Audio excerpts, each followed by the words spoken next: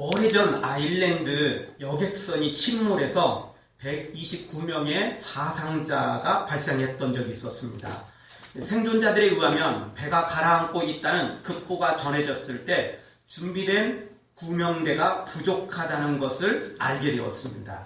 그때 배 안에 있던 구세군 기독교인들이 상당수 있었는데 이 구세군 기독교인들이 침착하게 자기의 구명대를 벗어서 믿지 않는 사람들에게 자신들의 구명대를 주었다는 것입니다. 사실 바다에서 아무리 헤엄을 잘 쳐도 몇 시간 살아있는다는 것은 불가능한 일이거든요. 구명대는 곧 자기 생명과도 같은 거죠. 그런데 그 구명대를 벗어 주었다는 것입니다. 그리고 그들은 큰 파도가 가판위를 삼켜버릴 때까지 꼼짝도 하지 않고 기도하면서 그렇게 바닷 가운데 빠져 들어갔다는 것입니다. 그들은 예수님을 알고 있었기 때문에 죽을 준비가 되어 있었던 것입니다. 그들은 예수님을 알고 있었기 때문에 천국 갈 준비가 되어 있었기 때문에 죽음이 두렵지 않았던 것입니다. 그러니까 구명대도 그냥 양보를 한다는 거죠. 사람이 10년 빨리 죽으나 20년 빨리 죽으나 어차피 죽는 것은 매우 마찬가지입니다. 중요한 건 천국에 가느냐 못 가느냐가 중요한 것이지 먼저 도착하느냐 나중에 도착하느냐는 사실 그렇게 중요한 것은 아닙니다. 이처럼 비록 이 땅에서 죽임을 당해도 천국에서 부활한다는 부활신앙을 가진 사람들은 죽음도 절대 두려워하지 않게 됩니다. 그래서 히브리서 11장에 보면 어떤 고난을 당해도 심지어 죽음을 당해도 두려워하지 않고 믿음으로 살아가는 사람들이 있는데 이런 사람들은 세상이 감당하지 못하는 사람들이다 라고 소개하고 있습니다. 그 로마의 네로를 비롯해서 수많은 황제들이 기독교인들을 얼마나 핍박했습니까? 당시 로마 황제는 신이었습니다. 신으로 추앙을 받았죠. 그런데 기독교인들은 황제를 신으로 받들지 않는 거예요. 자기가 신으로 받들어야 되는데 자기를 신으로 받들어야 되는데 신으로 받지 않으니까 기독교인들을 무조건 죽이려고 했던 거죠. 성찬식 한 것을 기독교인들은 식인종 놈들이다. 사람 죽이하고 그 피를 먹고 마신다. 이러면서 자기들도 뻔히 알면서 그랬던 거 아니겠습니까? 네로 같은 놈은 로마에 불질러 놓고 씻은다면서 미친 사람 아니에요? 그러니까 로마 시민들이 들고 일어나니까 내가 한 게 아니고 기독교인들이 불지를 거다. 나도 안타깝게 생각한다. 이런 정신은 이런 사람들이 있었던 거 아닙니까? 그런데 그런 시절에도 기독교인들은 사자의 밥이 되고 사형장의 이슬이 되면서도 찬송하면서 천사의 얼굴을 하고 순교를 당했습니다. 여러분 사람이 어떻게 그럴 수 있을까요? 보통 사람이라면 그럴 수 있을까요? 불가능한 일입니다. 근데 그게 가능하게 한 이유는 뭐냐면 천국에 부활이 있기 때문에 부활이 너무나 확실하고 너무나 확실하기 때문에 죽음도 두려워하지 않는 거예요. 여러분 사람이 공포들이 참 많지만 알고 보면 죽음에 대한 공포가 제일 큽니다. 죽음만큼 사람을 공포스럽게 만드는 게 사실은 없습니다. 왜냐하면 한 번도 가본 적이 없고 또 몇몇 사람들은 죽었다가 다시 살아나면서 사후의 세계를 좀 구경했다는 사람들이 있긴 있지만 사실 또 보장할 수도 없고 또 믿을 만한 근거도 또 마땅치 않으니까 사람들은 그런 이야기를 들어도 그때뿐입니다. 그래놓고는 사람들은 죽음 이유를 그렇게 많이 다녀보지 않았기 때문에 또 거기를 가본 적이 없기 때문에 사실은 두려운 거예요. 한 번도 안 가본 길은 사람들이 힘들어하지 않습니까? 가본 길은 익숙해지는 것이고 두렵지 않죠. 그런데 가보지 않은 길은 그런 것이죠. 그래서 죽음은 천국과 지옥을 가본 적이 없기 때문에 사람들이 그렇게 두려워하는 것입니다. 그러나 믿음의 눈으로 보면 영안이 열리면 천국이 보이고 지옥이 보이는 거죠. 그래서 죽음을 두려워하지 않게 되는 것입니다.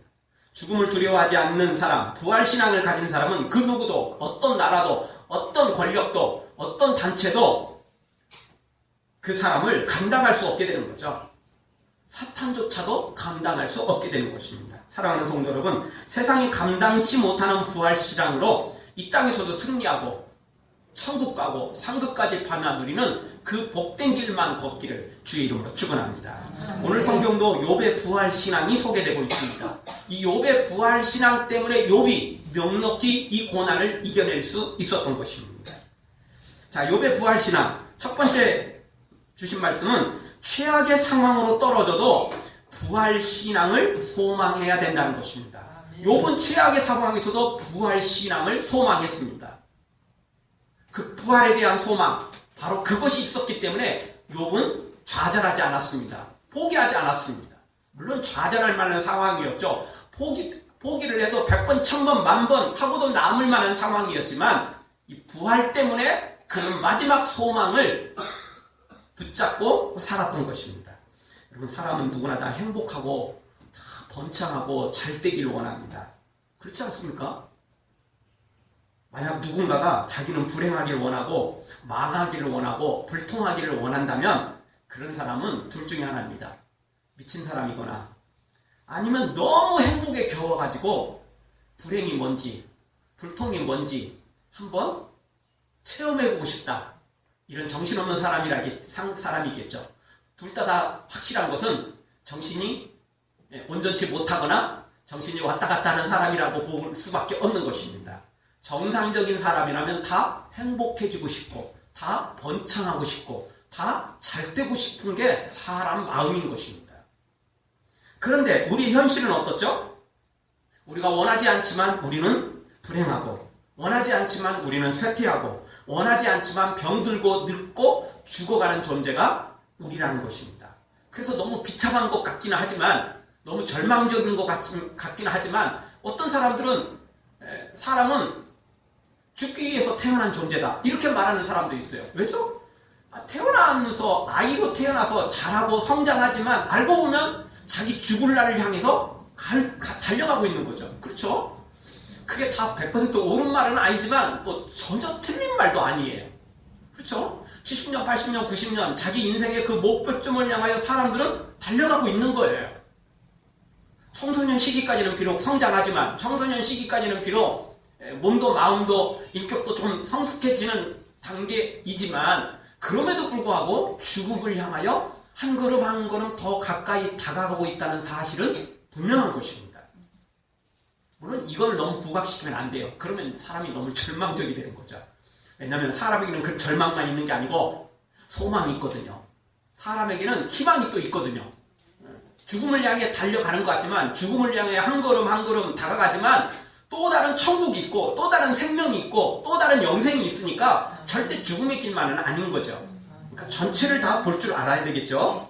하여튼 우리 사람은 갈수록 번창하고 권력도 강해지는 그런 경우도 있는 것 같지만 결국 그 어떤 사람들조차도 세월은 막을 수 없다는 겁니다.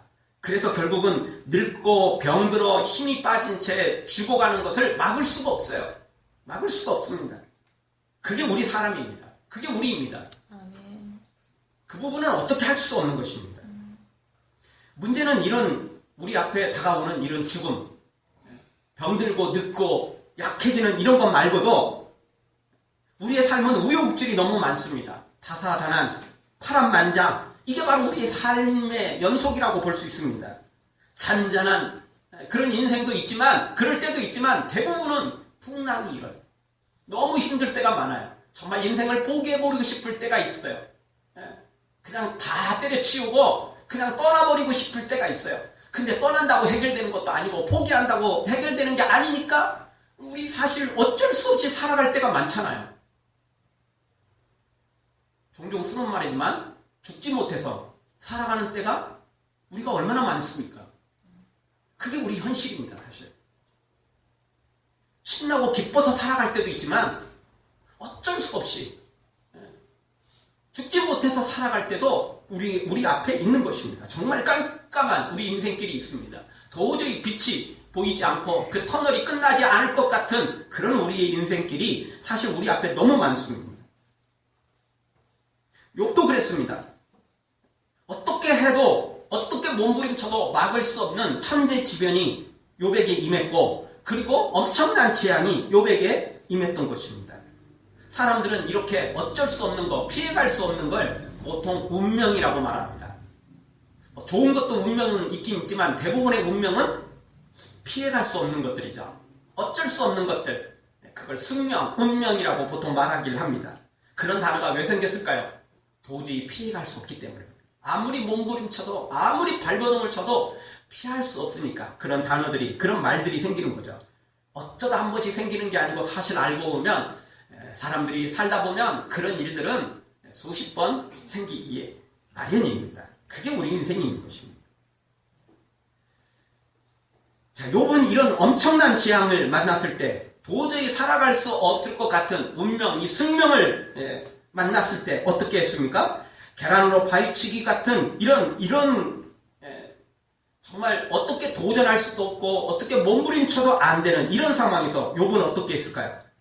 욥은 이렇게 인간의 노력이나 방법이 전혀 효과가 없다는 것을 깨닫고 난 다음에 욥은 지금까지 살아오면서도 사용한 방법이고 그리고 마지막 방법, 최후의 방법으로 하나님밖에 없음을 다시 한번 알고 깨닫고 이 부활신앙을 소망하게 됩니다. 이 부활신앙이 결국 욥을 일으키게 만들었고 이 부활신앙이 욥을 결국 승리케 만들었던 것입니다.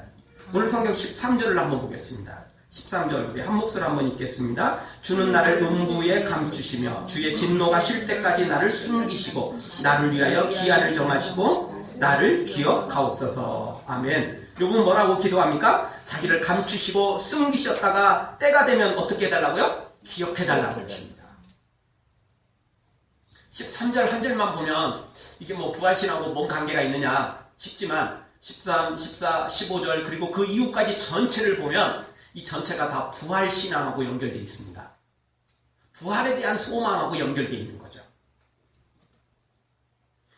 욥은 이 부활신앙으로 이 최악의 상황을 축제로 만들어가고 있습니다. 욥만 그런 건 아닙니다. 우리가 잘 알듯이 아브라함이 이삭을 모리아산에서 드릴 때 왜 드렸죠? 믿음이 너무 좋아서요? 아들을 사랑하지 않으니까 그냥 뭐 까짓것 뭐 드리고 말지 뭐 포기해버렸나요? 그냥 운명, 숙명처럼 받아들이고 그냥 어쩔 수 없지 뭐. 그렇게 결정했나요? 아니에요. 아브라함이 이삭을 드렸던 분명한 이유와 근거가 있습니다. 그건 뭐냐면 하나님께서 다시 살리실 것을 믿었던 것입니다. 그래서 드린 거예요. 그냥 아무 대책 없이 그냥 어쩔 수 없으니까 한 게 아니고 반드시 살리실 것을 믿었던 거예요. 사실 이삭이 태어난 건 불가능한 가운데 태어났잖아요. 아브라함 자신도 나이가 100세였고 사라는 90세였는데 이미 아이를 낳을 수 없는 상황이라고요. 왜냐하면 여성으로서 그게 끝났기 때문에 아이가 생길 수가 없어요. 나이가 먹어도 여성으로서 매달 겪는 일이 생기면 가능성은 있는 거잖아요. 근데 사라는 그게 끝났어요. 경수가 끝났거든요. 그래서 이미 폐양이 됐기 때문에 아이를 뵐 수가 없는 거예요. 그런데 하나님께서 그런 사라에게 이삭을 주셨잖아요. 여러분, 없는 걸 만들어내는 게 어렵습니까? 있는 걸 고치는 게 어렵습니까? 만드는 게 어렵죠. 있는 걸 뭐 보고 뭐 본받는 거야. 뭐 누구든지 할 수 있는 거 아니에요. 발명해내는 게 어려운 거예요. 그러니까 우리가 에디슨 하는 거 아닙니까? 수많은 걸 발명하기도 했지만 감히 사람들이 상상할 수 없는 것들을 발명해냈기 때문에 그런 거 아니에요? 전기 발명하고 이런 걸 발명하기가 어렵지 이런 거 고치는 것은 생각보다 그렇게 어려운 건 아니에요. 오늘 또 우리 그 주방 전등 스위치가 고장나 있더라고요. 저는 그거 만들지는 못해도 있는 거 갖다가 고칠 수는 있어요. 그래서 스위치 오늘 고쳤거든요. 고칠 수는 있어요. 근데 만드는 건 못해요. 만드는 건 어렵지만 고치는 건 그래도 쉬워요. 생각보다 어렵지는 않다고요. 여러분, 태어날 수 없는 집안에 아브라함과 사라에게 아들을 주신 하나님께서 그 아들을 고치는 거야, 다시 살리는 거야 너무 쉽지 않겠어요? 그러니까 아브라함은 그걸 믿었던 거예요. 아니, 하나님께서 없던 아들도 주셨는데 있는 아들을 뺏어가겠냐? 하나님이 그런 하나님이냐? 아니었던 거예요. 아브라함이 만났던 하나님, 아브라함이 체험했던 하나님은 우리 것을 뺏어가는 하나님이 아니라 없는 것도 주시는 하나님이거든요. 그러니 있는 이삭을 뺏어갈 일이 없다는 거예요. 그래서 믿음으로 드리면 하나님께서 다시 살릴 걸 믿었던 거죠. 그래서 히브리서 11장 19절에서는 아브라함의 이때의 이 믿음을, 이때의 마음을 이렇게 표현합니다. 저가 하나님이 능히 죽은 자 가운데서 살리실 줄로 생각한지라. 비유꾼대 죽은 자 가운데서 도로 받은 것이니라. 부활신앙 때문에 이삭을 드렸던 것입니다. 그래서 그렇게 대박 맞은 거죠. 마르다도 마찬가지입니다. 조금 왔다 갔다 하긴 했지만 마르다도 부활신앙을 확실히 믿었어요. 사실은 마르다는 지금 자신의 오라비가 살아날 거라는 생각은 사실 잘 못했고, 언제 살아날 거라고 생각했죠? 마지막 날 부활할 걸로 믿었어요. 그래도 뭐 어쨌든 그 부활신앙을 가지고 있었던 거죠. 근데 우리 주님은 그 부활신앙, 사실 지금 부활신앙이 아니고 마지막 날에 관계된 부활신앙인데도 불구하고 지금의 그 고백을 받으시고 나사로를 살려주셨던 거죠. 아멘. 놀라운 기적을 체험한 것은 바로 이 부활신앙이 있다는 것입니다. 사랑하는 성도 여러분, 우리가 믿는 하나님은 없던 것도 창조하시는 건데 죽은 것을 살리시는 거, 고장난 것을 고치는 거, 그건 너무 쉬운 거 아니겠습니까? 이 하나님을 우리도 굳게 믿고 욥처럼 아브라함처럼 이 부활신앙으로 기적을 맛보고 승리하는 우리 모두가 되어지기를 주의 이름으로 축원합니다. 두 번째 주시는 말씀은 어떤 상황에서도 부활신앙으로 참고 기다려야 된다는 것입니다. 부활신앙만 가진다고 전부 해결되는 건 아닙니다. 부활신앙을 가지기도 어렵지만 어렵게 가진 이 부활신앙을 끝까지 놓치지 말고 간직해야 되는 게 더 중요한 것입니다. 그래야 마지막 기적을 체험할 수 있기 때문에 그렇습니다. 많은 사람들이 시작은 거창한데 마지막은 흐지부지 돼버리는 경우가 많습니다. 그러니까 오죽하면 사람들이 작심삼일 그러겠어요. 시작은 좋아요. 거창해요. 계획도 좋아요. 그런데 마지막은 흐지부지 돼버리는 거예요. 있는지 없는지도 모르고 그럴 때가 너무 많은 거죠. 여러분, 마라톤은 참 깁니다. 42.195km. 정말요. 보통 거리가 아니죠. 세계에서 최고 잘 달리는 사람들이 달려도 이건 3시간 가까이 달리는 그런 정도니까 보통 사람들은 4시간, 5시간 죽어도 달릴 수가 없어요. 완주하기도 어렵거든요, 사실. 뛰기는커녕 걷는 것으로 완주하기도 사실 보통 어려운 것이 아니죠. 그런데요, 그 마라톤이라 할지라도 마지막 1m까지 뛰지 못하면 완주한 게 아니에요. 아니, 마지막 1mm까지 뛰지 않으면 완주한 게 아닌 거예요. 그렇지 않습니까? 마지막까지 완주를 해야 돼요. 그래야 마라톤을 뛰었다라고 말할 수 있는 거죠. 부활신앙도 마찬가지입니다. 처음에는 좋았지만 마지막이 흐지부지 된다면, 마지막이 잘못된다면 그게 온전한 부활신앙이 아닌 것이죠. 성경에 이런 대표적인 사람들이 많이 소개되고 있습니다. 우리가 너무나 잘 아는 솔로몬. 그는 막내급인데도 불구하고 하나님의 은혜로 왕이 되었습니다. 사실 왕이 된 상황이 아니었어요. 나이도 아직 어렸고요. 그리고 그 왕자들 가운데서도 특별히 뛰어난 사람이 아니에요. 그가 지혜를 가져서 뛰어나게 된 것은 1000번제를 드린 다음에 하나님의 지혜를 받았기 때문에 뛰어나게 된 거지, 그 전까지는 너무 평범했고 그 전까지는 그는 뛰어난 존재가 아니었어요. 왕자들 가운데서도 전혀 그 이름이 드러나지 않을 정도였다고요. 하나님의 은혜로 왕이 되었죠. 그리고 그 은혜를 받았기 때문에 그는 1000번제를 드리면서 하나님의 또 은혜를 구하죠. 왜? 자기는 왕이 되긴 됐지만 자기 아버지처럼 할 능력이 없었던 거죠. 나이도 어리지, 경험도 없지, 그렇다고 뛰어난 존재도 아니지. 그래서 1000번제를 드리면서 하나님께 은혜를 구했던 겁니다. 그리고 하나님을 만나고 지혜를 얻죠. 그리고 그 후에 성전 건축을 하면서 우뚝 서는 것 같았지만 그는 그 지혜와 부귀영화 때문에 발목이 잡히더니 결국 여자에 빠져서 우상숭배까지 하고, 나중에는 하나님이 꿈속에서 2번이나 나타나서 경고하는데도 불구하고 하나님을 깡그리 무시해버립니다. 1000번째 드릴 때는 하나님이 나타나셔서 내가 너한테 뭘 줄 건지 네가 이야기 좀 해봐라. 내가 다 주겠다.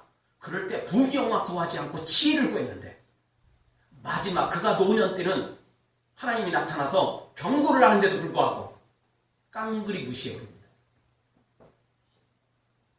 결국 그는 그런 우상숭배에 빠져서 그렇게 인생을 끝내고야 말입니다.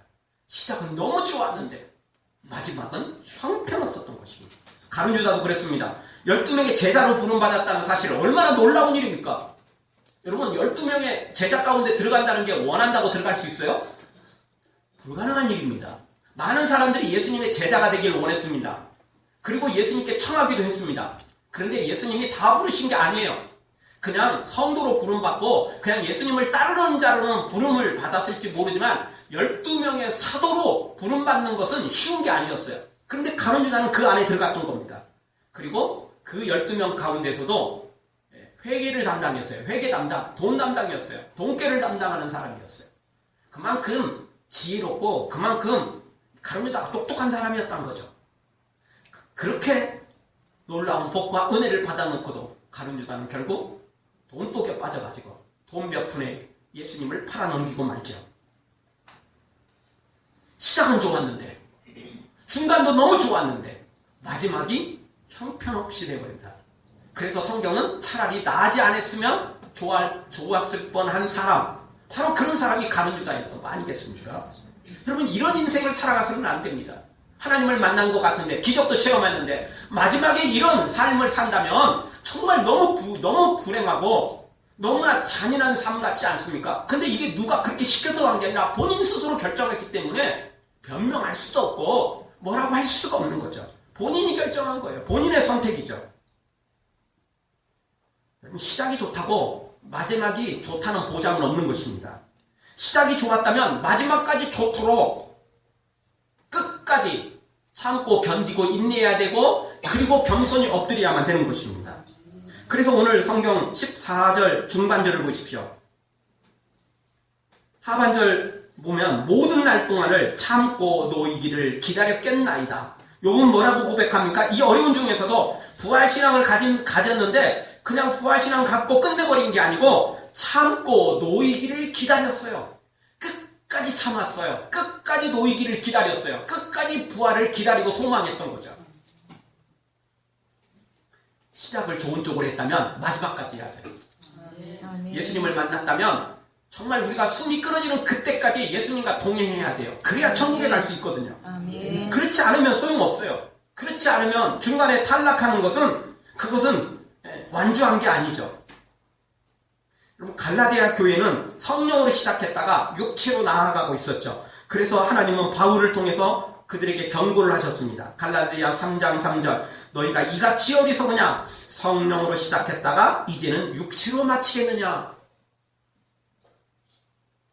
하나님께서 안타까이 여기셨습니다. 바울이 너무나 가슴이 아팠던 것입니다. 성령으로 시작했던 갈라디아 교회가 육체로 마치게 되는 상황이 지금 그렇게 눈앞에 뻔히 보였던 거죠. 그래서 마지막 경고를 주고 있는 거예요. 성령으로 시작한 너희는 끝까지 성령으로 마쳐라. 절대 육체로 마치지 말아라. 그렇습니다. 우리는 마지막까지 이 욥처럼 참고 노이기를 기다려야 됩니다. 마지막까지 부활신앙을 붙잡아야 됩니다. 내 숨이 붙어있는 한은 마지막까지 붙잡아야 됩니다. 포기하면 안 됩니다. 끝까지 견디고 기다려야만 되는 것입니다. 우리 하나님을 끝까지 신뢰하고 믿어야만 되는 것입니다. 왜냐하면 우리 하나님은 죽어가는 자는 두말할 것도 없이 죽은 자도 다시 살리시는 하나님이시니까 하나님을 믿기만 하면 마지막까지 우리에게 소망이 있는 것입니다. 나에게 믿음이 없어서 문제이지 나에게 부활신앙이 없어서 문제이지 하나님이 문제인 건 아니기 때문에 그렇습니다. 불가능한 일 행하시고 죽은 자를 일으키시니 그분이 우리 하나님이시라는 것입니다. 욥은 그 하나님을 믿었기 때문에 이 최악의 상황에 빠져놓고도 마지막 부활신앙을 놓치지 않았던 것입니다. 무엇보다도 욥이 유대한 것은 이 부활신앙이 흔들리지 않았다는 것입니다. 아니 흔들리는 중에서도 끝까지 놓치지 않았다는 것입니다. 말 그대로 젖먹던 힘까지 죽을 힘을 다해서 마지막까지 붙잡았던 사람이 바로 욥이었던 것입니다. 사랑하는 성도 여러분, 모든 것이 다 끝난 것처럼 보여도 욥처럼 끝까지 참고 견디고 기다려서 하나님을 반드시 만나고 체험하는 우리 모두가 되어지기를 주의 이름으로 축원합니다. 마지막 세 번째, 부활신앙만 있으면 반드시 회복된다는 것입니다. 이걸 100% 믿자는 겁니다. 확신하자는 것입니다. 어쩔 수 없으니까 부활을 바라보고 살아가는 것도 바쁘진 않습니다.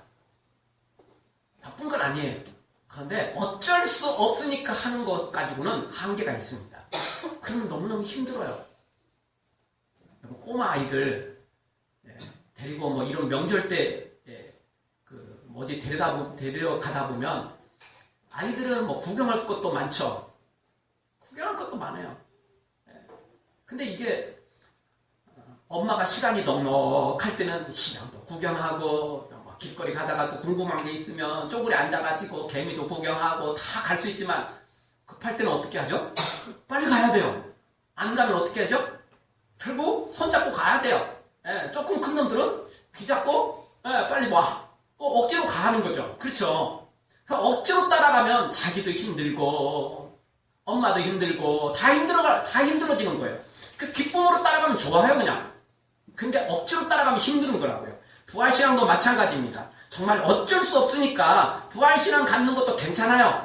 그것도 귀한 거거든요. 떨어지는 건 아니잖아요. 그 부활신앙도 괜찮긴 해요. 근데 기왕이면 부활신앙을 제대로 가지면 좋지 않겠어요? 그러면 나도 좋고 하나님도 더 기쁘고 또 더 큰 기적도 체험할 수 있다는 것입니다. 어쩔 수 없으니까 마지막 방법이니까 그냥 마지막 부활신앙 밖에 없으니까 간직하는 것도 괜찮은데 왜냐하면 진짜 부활신앙을 가지 못한 사람은 마지막을 그 하나님께 두지 않거든요. 부활에 두지 않거든요. 마지막까지 그냥 자기 몸부림치면서 아니면 그냥 세상을 욕하고 그냥 저주하고 그냥 뭐 어떻게 해보든지 뭐 이런 식으로 끝내지 부활신앙을 그래도 어쩔 수 없다 할지라도 그 부활신앙을 갖지는 않거든요. 그럼에도 불구하고 기왕이면 대충 믿지 말고 100% 믿어야 됩니다. 기왕이면 그냥 믿지 말고 100% 믿자는 것입니다. 아멘. 그래야만 우리가 살 수 있습니다. 그래야만 더 큰 기적을 체험할 수 있습니다. 아멘. 우리 옆 사람과 인사 한번 나누시겠습니다. 기왕이면 100% 믿읍시다. 기왕이면 100% 부활신앙 가집시다. 정말 그렇습니다. 기왕이면 기왕 신앙생활 할 바에야 제대로 믿어야 되지 않겠어요? 어쩔 수 없이 따라가지 말고 귀잡혀가지고 따라가지 말고 떼쓰면서 울면서 따라가지 말고 감사함으로 기쁨으로 따라가면 나도 행복한 거고 하나님의 기적도 일어나고 하나님도 기쁘시고 모두가 다 좋은 것입니다. 아멘. 사람이 삐지면 어떻게 하죠? 불러도 대답도 않고 쳐다보지도 않고 이렇게 되는 거 아니겠어요? 그런데요 부활신앙을 가진 사람들도 믿음은 있긴 있는데 하나님이 대답이 늦으면 응답이 늦으면 하나님께 삐져가지고 뒤돌아서는 사람들이 있어요. 하나님 불러도 대답도 않고 그냥 버티는 사람들이 있긴 있어요. 시험에 들어가지고. 근데 욥은 오늘 성경 어떻게 하고 있습니까? 15절을 보십시오. 15절 우리 한 목소리 읽겠습니다. 주께서는 나를 부르셨겠고 나는 대답하였겠나이다. 주께서는 주의 손으로 지으시는 것을 아껴보셨겠나이다. 아멘. 15절 마지막 부활신앙을 가지면서 끝까지 참고 견디면서 하나님께서 마지막 때까지 마지막 순간까지 자기를 부르실 걸로 믿었어요. 그래서 주께서는 나를 부르시겠고 그걸 부르신다는 걸 믿었어요. 근데 아까 말씀드렸던 것처럼 이렇게 대답이 늦으면 반응이 늦으면 나중에 불러도 삐져갖고 대답도 않잖아요. 뒤돌아서가지고 꿍하고 있잖아요. 근데 욥은 그렇게 삐져갖고 꿍한 게 아니고 뭐라고 하죠? 마지막 때까지 하나님이 나를 부르실 것이고 하나님이 부르시기만 하면 자기는 어떻게 하겠다는 거예요? 나는 대답하였겠나이다. 나는 대답할 것입니다. 삐져갖고 저 뒤돌아섰다 이게 아니고 하나님이 부르실 건데 조금 늦게 불렀다 해도 내 성에 안 차게 응답을 해주셨다 할지라도 나는 하나님 부르시기만 하면 언제든지 달려가겠습니다. 나는 하나님 부르시기만 하면 언제든지 대답하겠습니다. 아멘. 온전한 부활신앙인 것입니다. 삐질 때 삐져도요. 나중에 그거 투정하고 그러더라도요. 하나님 품에 안겨가지고 투정하는 게 좋아요. 아멘. 반항한다고 집 나가가지고 가출해가지고 그렇게 투정하면요. 그렇게 하면은 고생하는 거 부모도 고생하지만 제일 먼저 고생하는 건 누구예요? 본인이에요. 본인. 자기가 고생하는 거예요. 자기가 쌩 고생하는 거예요. 그냥.